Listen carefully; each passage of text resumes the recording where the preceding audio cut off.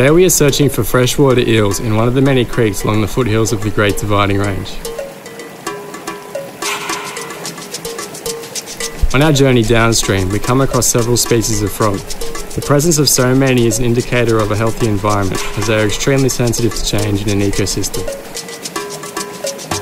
Rainfall from high up in the Great Dividing Range makes its way down between mossy boulders to form creeks and rivers that are the lifeblood of human and animal populations along the east coast. This fossilised shell is a reminder that this area was once on the sea floor. If you look closely, this dropping contains the exoskeletons of thousands of tiny ants. It is a good sign that there are echidnas in the area.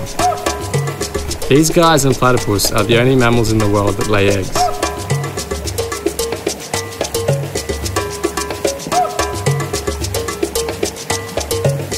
Further downstream, we find what we are looking for. A deep spot in the creek with plenty of rocks and logs for our prey to hide under.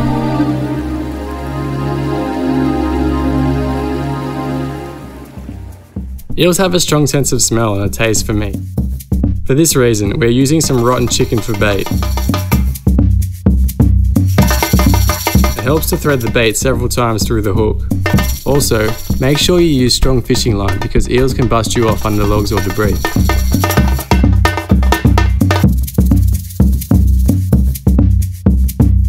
I dropped the line near a submerged log and settled down to wait.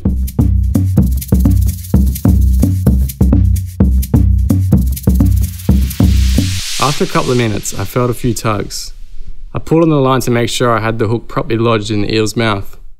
This is a beautiful speckled longfin eel. These eels live right along the east coast of Australia. The easiest way to skin an eel is to make an incision around the neck and pull the skin off like a sock. The skin can be slippery, so a pair of pliers may come in handy.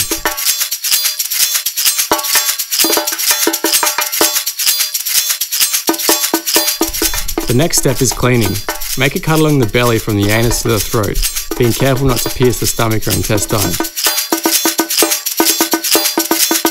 We later bury the guts away from the creek to avoid polluting the water.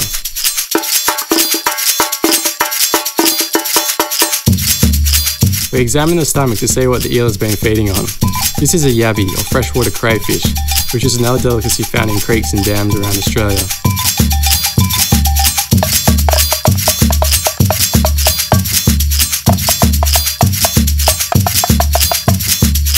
This eel has also been eating locust pupae. Eel can be filleted like a fish.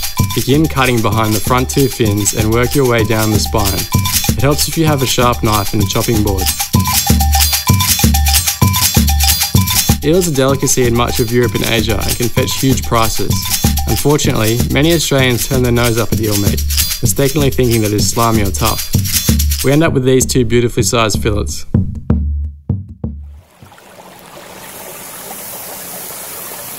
It would have been nice to cook on an open fire, but there are bans in place in New South Wales because of the threat of bushfires. Eel is particularly nice smoked, and was traded that way by some Aboriginal Australians before Europeans arrived.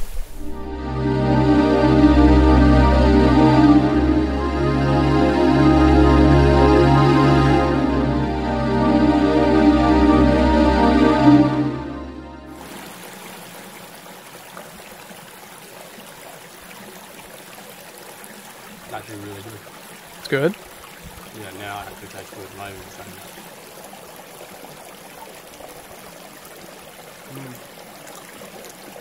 What do you reckon? Pretty soft. It's like, I thought it was going to be really tough, but the underside I think has the potential to be chewy, but as long as you cook it right. Yeah. More than anything, it was nice to get away from the hustle and bustle of everyday life, if only for a couple of hours.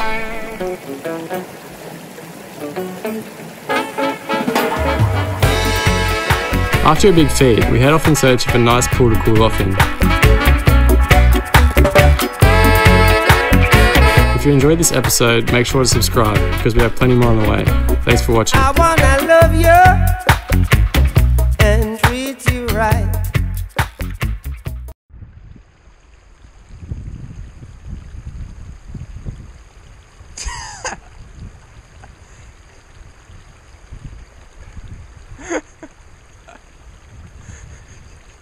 Yes!